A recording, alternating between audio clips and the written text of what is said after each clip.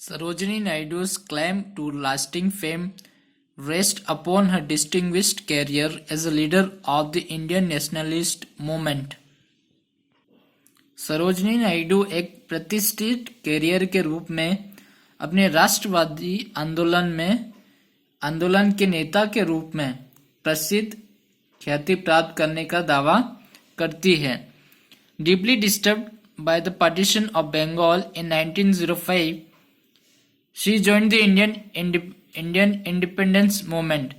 और जब 1905 में बंगाल का पार्टीशन हुआ, पार्टीशन का मतलब बंगाल को बांटा गया, उस समय शी वॉज डिस्टर्ब, उसे अच्छा नहीं लगा और वो कहाँ ज्वाइन करी?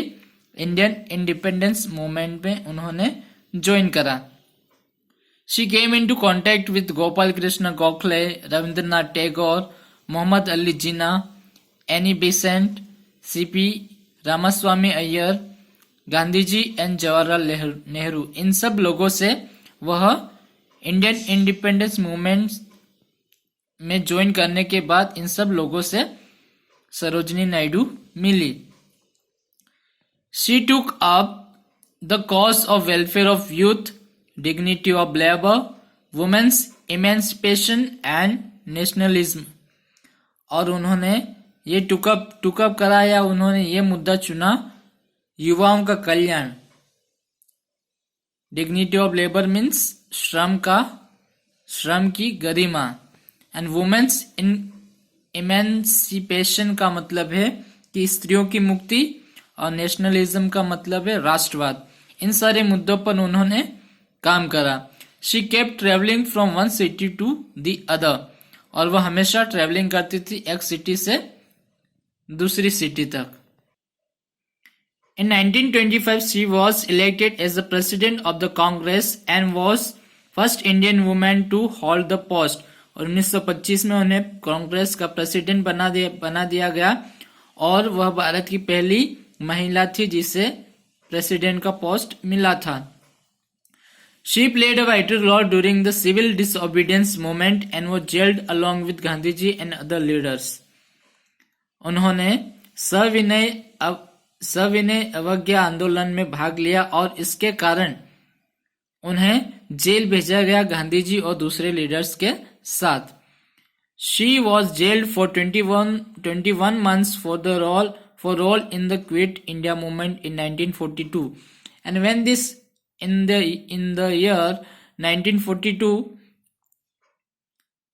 Bharat Chodo Abhiyan, Quit India movement started, she was again put into jail for how many months? For 21 months. She also presided over the steering committee of the Asian Relations Conference of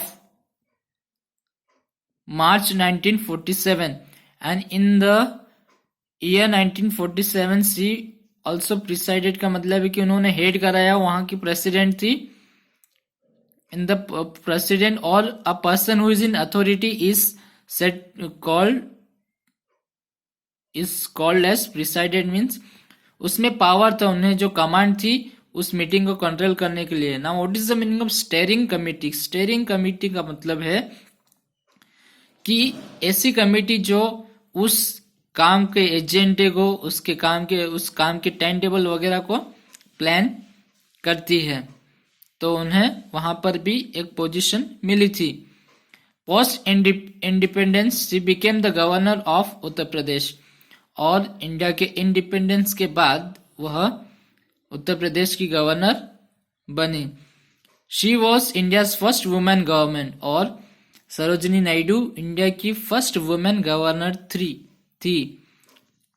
she died in office on March 2, 1949, और उनकी मृत्यु मार्च 2, 1949 में हुई.